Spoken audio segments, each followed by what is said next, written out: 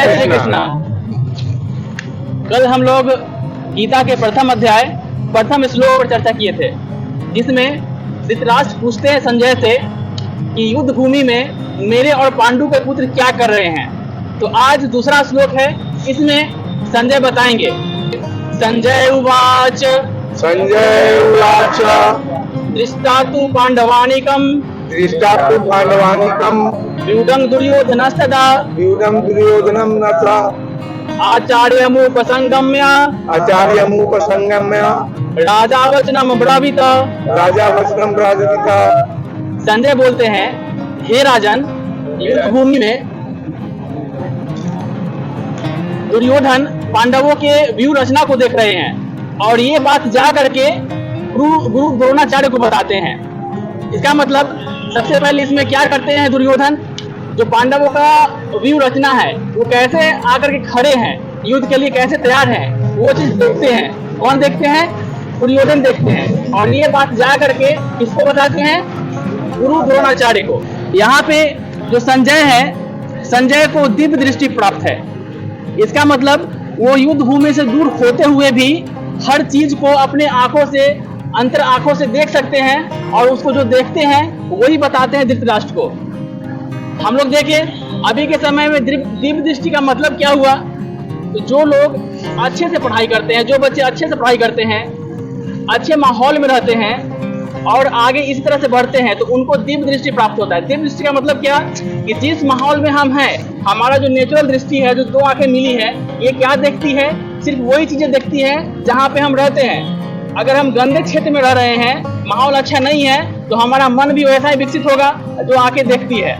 लेकिन दिव्य दृष्टि का क्या मतलब हुआ कि जो हम देखते हैं उसके परे हो करके जो देख पाए उसको कहते हैं दिव्य दृष्टि। तो ये दिव्य दृष्टि हम लोग कैसे प्राप्त होगा? जब हम अच्छे लोगों के संगति में रहेंगे, अच्छे से मेहनत करेंगे, खुद पे काम करेंगे, तो हम लोगों को दिव्य दृष्टि प्राप्त हो जाएगा और हम जो चाहें वो अच्छा चीज कर सकते हैं, अच्छा देख सकते हैं। आप लोग भी इस पर अपना विचार प्रकट कीजिए। वातावरण का प्रभाव तो पड़ता ही है। वातावरण में जो हम अपनी नंगी आंखों से प्रत्यक्ष देखते हैं वो सीधा हमें सीख प्रदान करती है। और हम लोग सुने भी हैं कि परिवार, समाज पाठशाला है, प्रथम पाठशाला के रूप में है।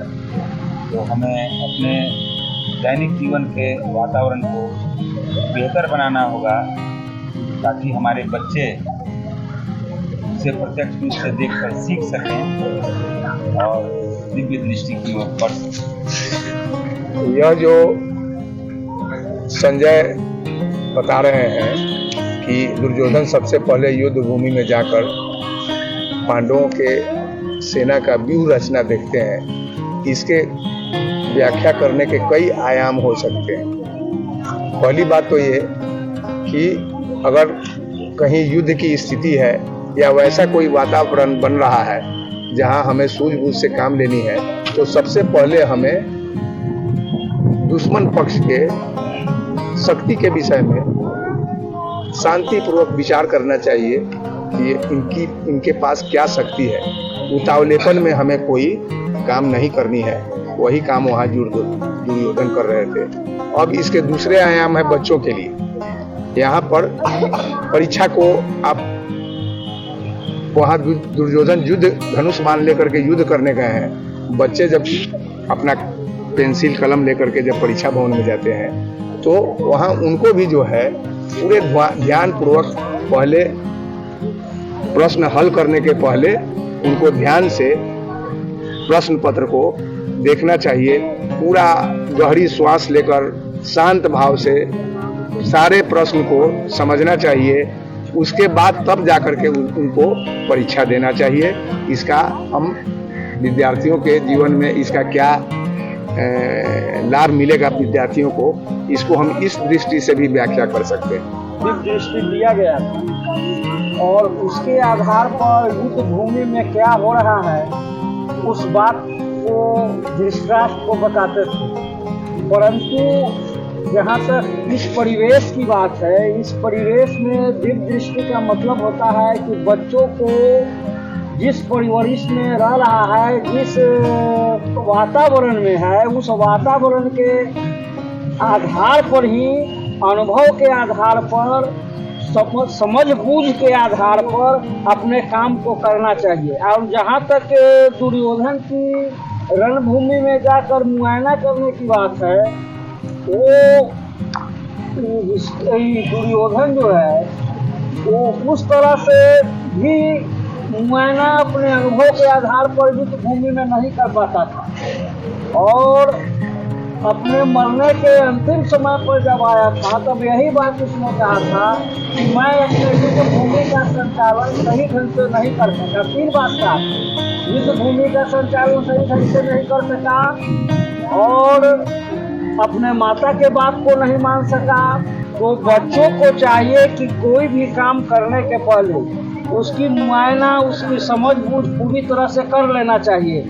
और परीक्षा में भी अगर प्रश्न का हल करना है तो प्रश्न को पहले समझें और समझ कर तब सावधानी पूर्वक उसका हल करें, ताकि गलती नहीं हो सके और बाद में अफसोस नहीं हो सके। अब मैं आप जो इस गोष्ठी का संचालन कर रहे हैं आलोक जी, उनसे आग्रह करूंगा कि इन बच्चियों से भी कल आपने जो श्लोक दिया है उसको ये कंठस्थ करके आई हैं, उनसे भी किनको किनको याद है कल वाला? ठीक है, आप ये पकड़िए। हाँ, संजय उवाच दृष्ट्वा तु पाण्डवानीकं व्यूढं दुर्योधन अस्तेदा आचार्य नृपस् अंगमय राजा वचनं ब्रवीतम्। बहुत अच्छा याद करी है ये बात। संजय उवाच दृष्ट्वा तु पाण्डवानीकं व्यूढं दुर्योधन अस्तेदा आचार्य नृपस् अंगमय राजा वचनं ब्रवीतम्। ठीक है।